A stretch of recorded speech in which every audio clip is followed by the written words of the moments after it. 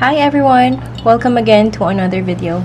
In today's video, I want to share with you how I will set up my planner. I will talk more about this Artisan Paperie Blangko planner, but in the meantime, grab some drink, a coffee, tea, or set the mood maybe, and let's start planning. Okay, now that I'm quite settled in, my name is April San Pedro. I have a stationery brand and a shop. It's called Artisan Paperie. Now, in this video, I want to share with you about this Artisan Paperie planner, which is called Blangko. This is actually the 6th edition of my Artisan Paperie Blangko planner. This was released last year, which was technically for this year's planner. Now, ideally, I try to design the planner every year, come up with a new design and an upgraded pages or whatever's inside. However, this year, I decided to just have the latest version or the latest edition, which was last year, have it reprinted. This will still be the same planner for next year, since this wasn't really fully released last year because so many things happened, and this year it's the same thing as well. So that's why I wouldn't be designing a new planner design for 2024. However, this one is undated planner, so it's fine whether you want to use it for this year or upcoming year, or whether you want to start on a different month. This is actually ideal for those people who want to use all their materials and have their handwritten, or just, you know, they find it relaxing to decorate their planner. Now, it is called Blangko because it's a Filipino term for blank. So mainly it's because it's undated, and it's just technically it's blank because you have to fill in everything from the month to the dates, and for the weekly pages as well, and so on. Now, before we set this up, I want to show with you how the planner works, but I'll be doing a different video for that as well, so you'll have a grasp of the entire Blangko planner. But in the meantime, I'm going to show you a little bit of what's inside of this planner. The Artisan Paperie Blangko planner 6th edition comes in 2 different colors. So this one is in graphite, or this is the darker shade, and there's a lighter, somewhat like light gray color, which is called clay. So you can choose between 2 colors, and by next year I will still be reprinting the 2 options for the cover. Here you go. So if you can see, there's a blind emboss of Blangko on the cover, and it's a blind emboss, so you can do whatever you want, cover it or like decorate it just like this one, like what I did. The cover is actually made of a recycled material kind of paper, and the pages are friendly for different materials like fountain pen, brush pens, gel pens, and all. Now, every year the planner comes with a yearly calendar. Last year, this was the calendar sticker that was included in the planner itself. Aside from this being as my horsework planner, this also serves like as somewhat a little journal kind of planner if you're gonna use this one. This was upgraded all throughout the years that I've been using this. So eventually, I added this part of the page. So you have here word of the year, which I normally practice for about 3 or maybe 5 years now. So every start of the year, I come up or I reflect certain word that I want to put my energy, my focus on for that coming year. And for 2023, my year was abundance. There's a space for that here. Now, I also added a letter to yourself, which is clearly blank because I don't know. I'm not sure. Maybe at the start of the year, I'm not sure what to write to myself. I was thinking to write something here in the middle of the year, but apparently that didn't also happen. And also, 2023 started really crazy for me. I had a very bad mental health concern, and so I think I wasn't in the position to write a better letter to myself. I think that's the reason why this was blank. Right now I feel better though, and I'm still not sure why this is still blank. But anyway, so that's it. This is the part, this is just not a planner for me. It's also like a little bit of reflection from looking back from the last year and your plans and goals for the upcoming year. So here, there's a page about looking back, so just a reflection from last year. And on the other page, it says looking forward.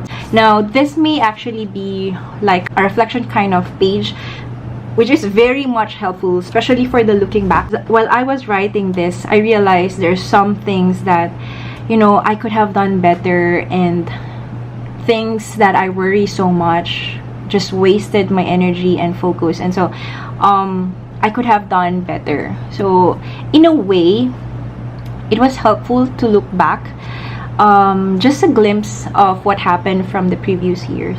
And that's why this to me was actually one of the important thing in this planner. So this is, like I said a while ago, aside from being just a planner where you write your to-do list, this has become a journal or a planner to me that actually helps me not just make my errands a bit look better or that I look forward to, but I can see my goals or my focus for the coming year. Now, on the next page, I have here another blank page. Now, I try to be kind to myself and not pressure so much that I wasn't able to write anything or something like that. But instead, I just fill in some photos. Even my previous planners before, I have so many blank pages, especially for the reflection side. I don't know why I don't write on them, but maybe for the coming year, I would definitely do better. Now, this part is for the intentions and the dreams. Here, you can just fill it in with a bullet form or maybe a phrase maybe that you want to attain for the coming year. And for this part, on the next page is the focus for this year. So this one has 3 columns, which has 3 goals. So basically, you just write your 3 goals for the entire year. I limited to 3 because this is definitely your top 3 priority for the upcoming years. So now that you're clear with your top 3 goals for the entire year, there's a part here where you can actually focus per quarterly. Dissect your goals into small pieces, and you can do that by quarterly, so you would know there's a certain time for your certain goal to do this and do that. Now, this part, it doesn't really have to be in connection to your yearly goal, but it can help, and at the same time, it would actually be better if you're planning your entire focus of the year and dissect it into quarterly. As you can see, this will vary depending on your goal or whatever you want to happen or focus on for that year. And next one is year at a glance. Now, this is the part where you put all the pre-dated trips, holidays, or billings maybe that you want to put in. So this is an overview of your entire year. The year at a glance will actually help me be reminded of the things that I need to do during the month of October. So that's why this year at a glance is actually helpful. Then comes the monthly page. So right after the year at a glance, everything that follows will just be about monthly page, then a habit tracker, and the weekly pages. Now, for the monthly page, this is actually one of my favorite pages because this part, all throughout the planners that I've designed, this is the part where I experimented more on these pages. For this edition, I realized it is better to just maximize the entire page at all. But at the same time, there's this part on the side page that says monthly top 3 goals, and then I look forward to tasks and big wins. And then the next one is the monthly tracker. Now, this is also the part where I learned from bullet journaling 2 years ago. So I was contemplating how to design this part because I've seen a lot of, well, we've all seen, if you're into bullet journaling and into planning, we've all seen different monthly tracker layouts. But with this one, I try to make it very simple and limit it to at least just 5 habits at least. There's a part here where you can write the title of the habit that you want to track, and then this part is where you write the date and the day, and there's a space for notes.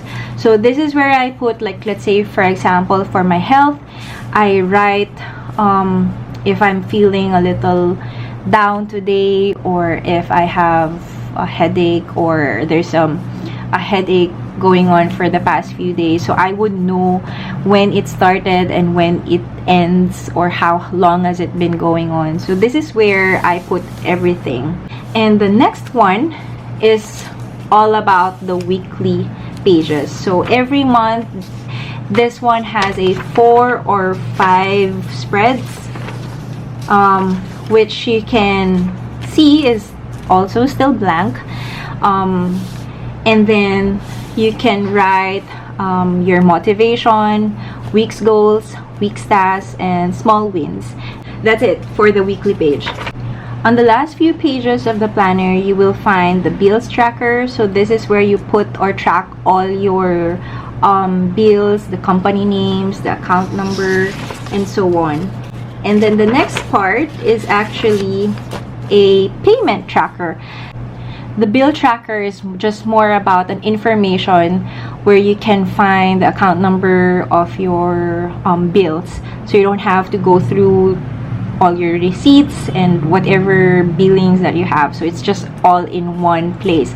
For the payment tracker, this is what I also learned from my bullet journal experience.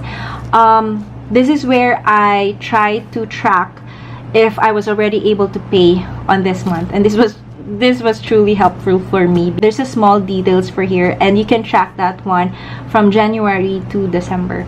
And the last one is just mainly about notes, so you can write anything here or whatever you want to put in.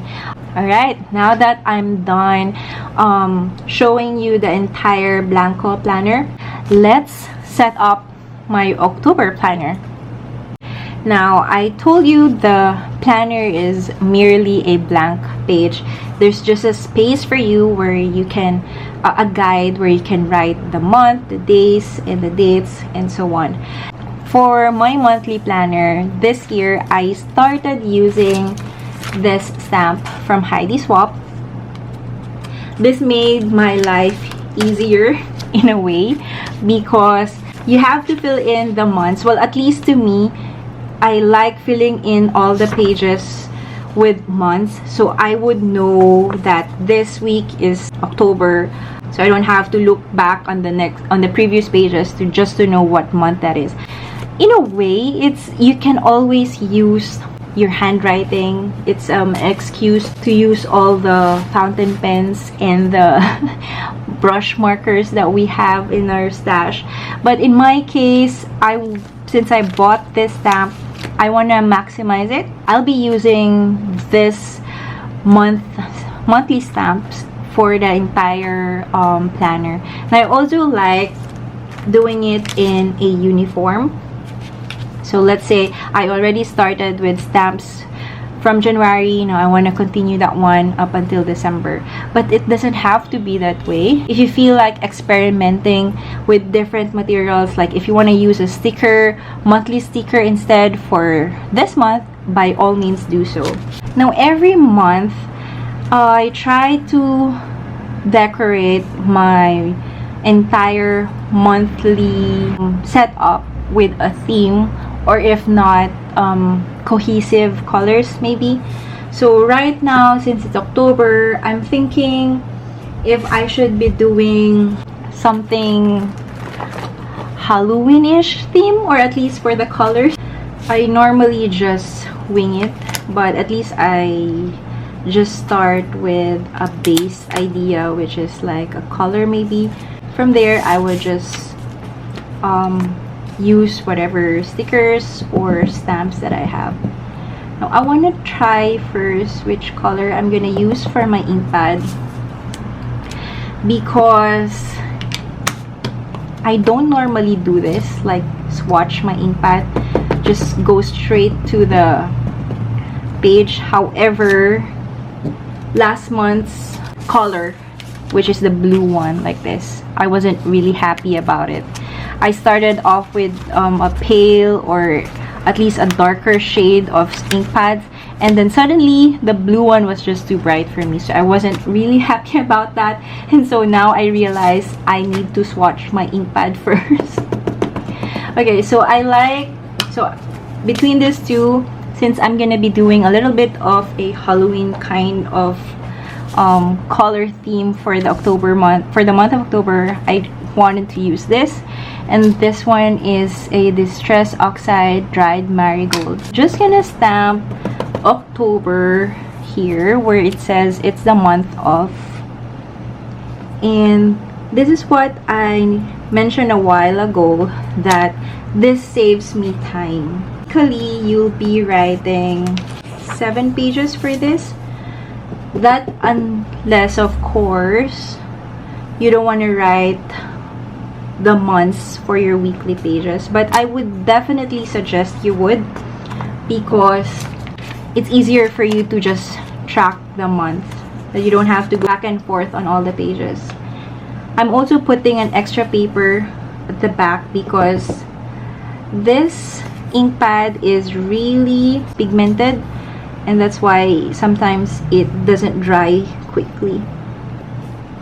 I don't know about you, but there's something about setting up my planner that feels really relaxing or therapeutic, at least. It's my way of me time, except of course if I'm doing it on a very cramming time already, then that's a different story. But if I prep myself in doing this, I just really feel this is a way of I don't know, it's very therapeutic for me. It's like being creative, but you don't have to be so mindful about. All the more if you actually use your handwriting, because there's something about writing your ideas or your thoughts or anything that actually ignite a happy feeling, and at the same time it strengthens your memory. So that's why I think I will never be comfortable in a digital planner, because I myself is a very much forgetful person. By writing all my errands and the things that I needed to do, it's actually a helpful way for me to remember. I try to use minimal materials whenever I'm setting up my planner. That's because I try to remember that decorating it is not the main purpose of this one, but it's just to help me find it more desirable to write my errands or to-do list, because I'm seeing pretty things. I don't know, but there's something about being visual when you look at your chores, even though it's just laundry or do groceries, but you see pretty, let's say you see pretty stickers something like that. And it gives a different feeling, at least. Well, at least to me. So I limit my materials with just few things. So just like stamps, which is the monthly stamps. And sometimes I like using numbers as well. But if you find this really tedious, writing it is way much faster, that's up to you. And it's also another excuse to practice your handwriting, use your fountain pen inks, or whatever you feel like doing. Okay, so here's a trick just in case you have a number stamp and you want to use them as well. This is what I do to make this faster. So I have with me a calendar, whether it's from your phone or you can have a guide from the yearly calendar here, this one.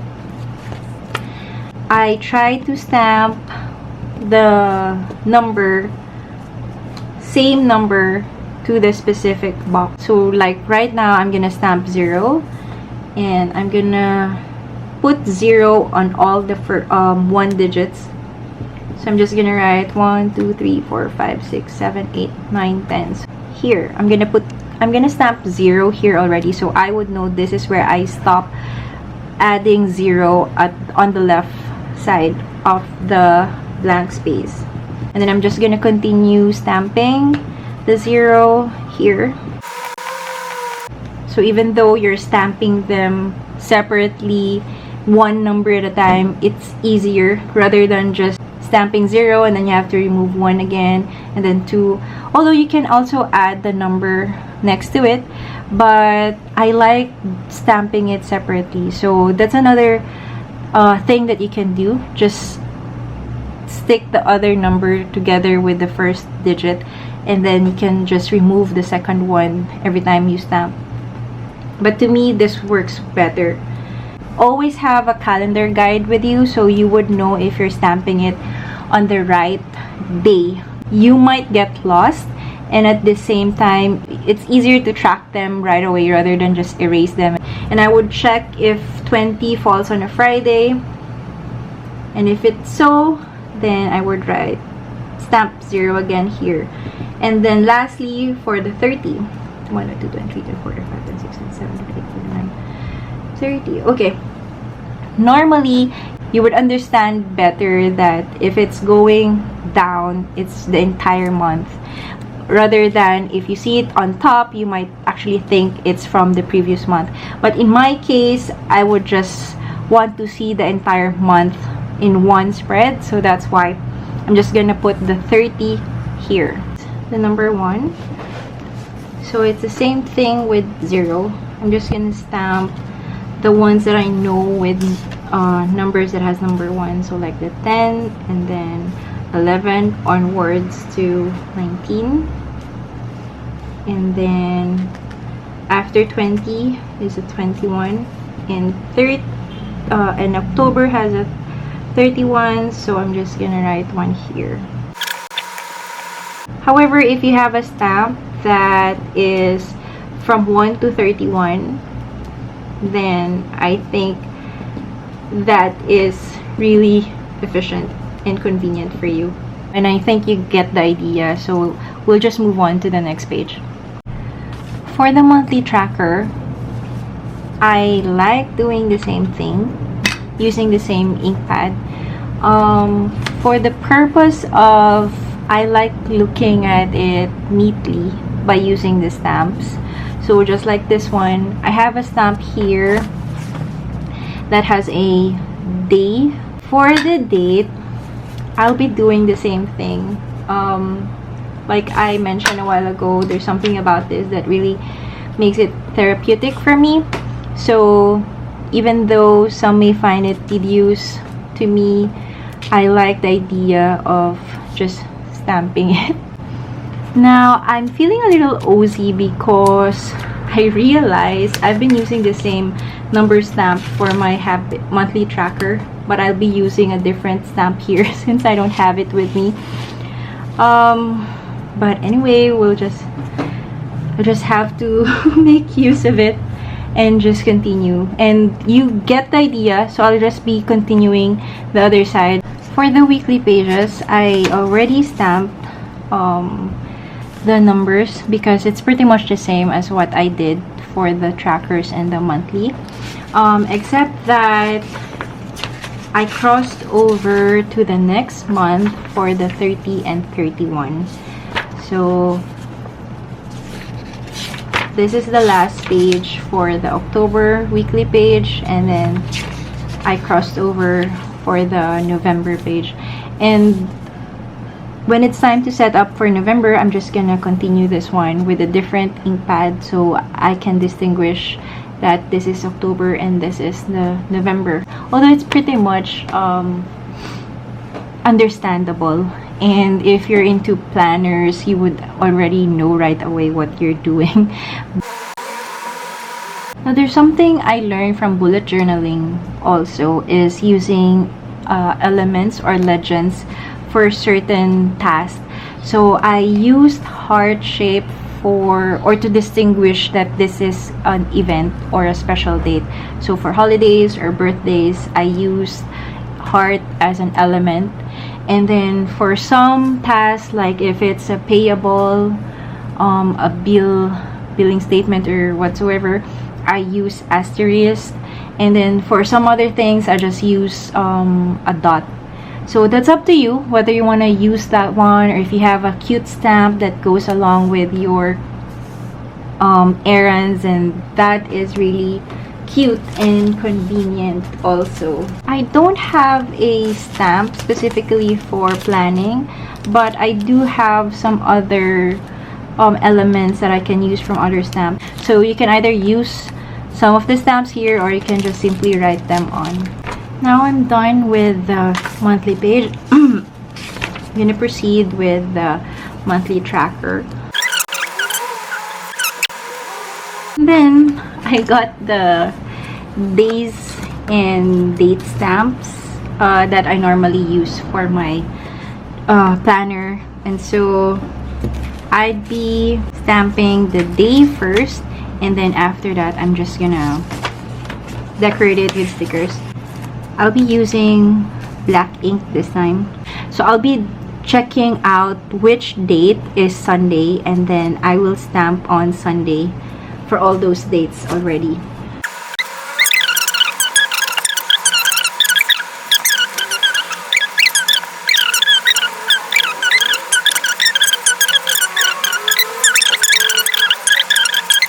And now, time to decorate. Decorating is really one of my favorite thing when it comes to setting up, because you can be playful, you have the freedom to do whatever you want. But then again, I try to limit my tools or materials to just few things. So I only have stamps and few stickers with me so that I won't get overwhelmed when it comes to decorating. So at first, I start with stamps. Now I know this part will become empty because October 1 starts on Sunday here, and so I know this part will be technically empty. So I'm just gonna fill it in with some stickers or some stamps, and maybe if I need to add extra notes or write something that won't fit on the other pages, I can write it here. I can cover the spaces for the days, which I cannot do on the other side or other pages because there are dates on it. I also like repeating some of the design of the stamps every now and then, either to the same month, or sometimes I go to the other month that is still empty and just stamp on it. I also like playing with different colors. It's just because I don't have the cute stamps for planning. If you have those, I think that would be nice as well. It keeps your planner neat. I also know there are stickers for those kind of elements. I'm thinking of making planner stickers just like that, but we will see. So right now I'm just adding stamps wherever I think is convenient or feels like adding to it. So I try not to bombard my planners with stickers, but I do like adding some die cut ephemera sometimes. So just like this one, my son would just want to stick on some die cut ephemeras, though this one is a bit thicker than stickers, so it tends to be chunky when you put a lot of die cut ephemeras. So I just normally put stickers on it. But if you don't mind the chunkiness, or you know, if it's too big, just like this one or this, if you don't mind those things, then it will still look very nice on your planner. Okay, so let's talk about stickers. I normally use my own stickers. So if you're not familiar with it yet, I also design stickers that go along with your planning or planners and journals. I normally use them because I'm not scared of running out of it, since I just have my own stash. But I also like using some stickers from other brands. So like Sotelier, I'm not sure if that's how you pronounce this. These are really one of my favorite brands for stickers and planners, but I am so hesitant to use them because they're quite pricey, but they're so cute. And sometimes I bought this one from my trips abroad, although I know I can find this already online here in the Philippines, but I don't know, I'm just such a sticker hoarder of some things, of a lot of things. Now, another favorite of mine are the sticker books from scrapbooking. So one of my favorite crafter is Maggie Holmes, aside from Heidi Swap. If you're not familiar with her, Maggie Holmes has this very cute, dainty, girly design when it comes to scrapbooking elements, and I really love her sticker books. I tend to use the sticker book more often than this one because sometimes the sticker book elements are repetitive. So let's say for this one, the butterfly, you can have several of them. Unlike with this, you only get one of each.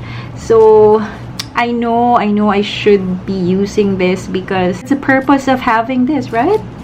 I also like using pet stickers like this. I like using stickers from local artists as well. This one is from Paper Ica. This one is from my good friend Aries, and also from another good friend, Reg. I just play around with the stickers, just place them anywhere. One of the techniques that I use for journaling is layering, but when it comes to planning, I think I just spread them in anywhere that I feel like sticking them, because it doesn't really make sense. So just like here, I like to layer them together, but most of the time I just spread it all over the place.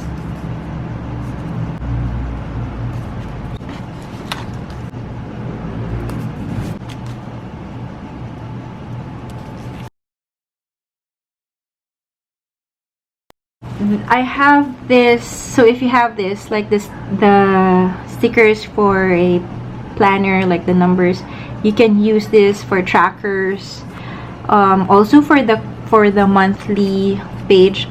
But I tend not to use them on planners because I don't know, I tend to become OC a little bit. Like if I use sticker for 1 month, I want to use sticker for the entire planners already. And since stamps it doesn't bulk your pages, so I just thought of just using it for the entire planner. Lastly, I also like adding washi tape on my planner. One way I like playing with washi tape is I tear them off in the middle because I like the look of an even surface of the planner. I just spread them apart at either at the top or any edge of the page. And I also try to be mindful where I place my stickers or the washi tapes, making sure that I'm not covering any important space that I be using for writing. So just like this one, I know I can place a sticker here, because a washi tape here and a sticker, because there's enough room to write. But I'll be mindful in putting anything on this side, because this part is where I write reminders or anything that I cannot place on this side. My planner is basically my working planner. This is not just a daily log for me, but more on, this is really where I place everything that I need to do, from errands to whatever tasks or reminders that I need to do. This is the place where I put all of those things. Sometimes this becomes a log book when it comes to recording things like for the trackers and health tracking or something like that, and of course for the bills and the payments. But basically it's my work planner. So I just write all my to-dos here. So there's a part here which has 1, 2, 3 numbers. This is where your top priority for the day. So whatever it is that you really need to accomplish within the day, this is the place where you should write it. For the rest of the space, I divide them into two. So the upper part is the morning side, the bottom part is the afternoon to evening part. If I have some list, I just write it down, and then for some afternoon part, I just write it at the bottom. If I need to write time, I just include it there, but sometimes it's not necessarily. So that's how I actually set up my Blangko planner. This one is a fountain pen friendly. I normally use fountain pen for writing my errands. It's also nice with fine liner, so it can handle that one. It can also handle brush pens. So let's try and do this.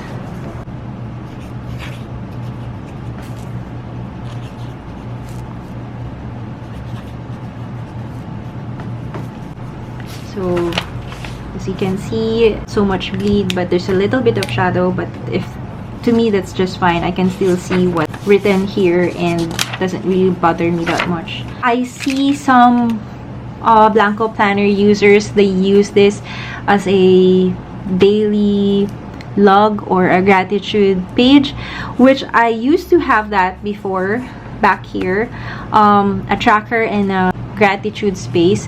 But you can also use this space for that one. So if you don't really need any notes for your habit tracking, then you can use this space for reflection, since it has a space per day as well. Also, I forgot to mention how I use the tracker. If, let's say I did meditation for Sunday, I just put an X.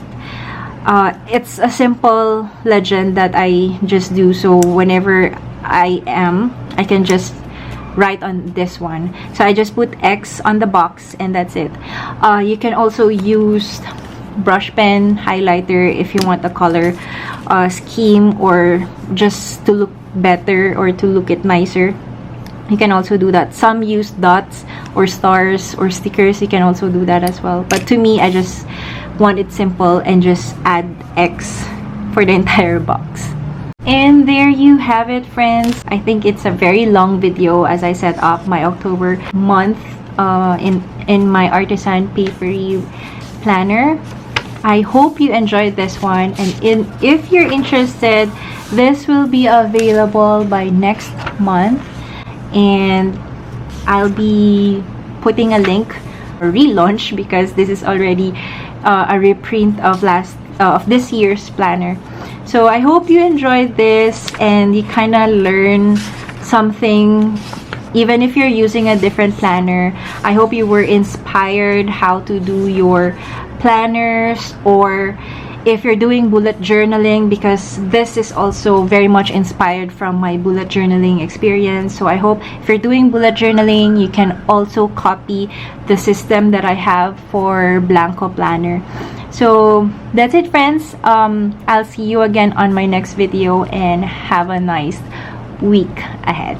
Bye!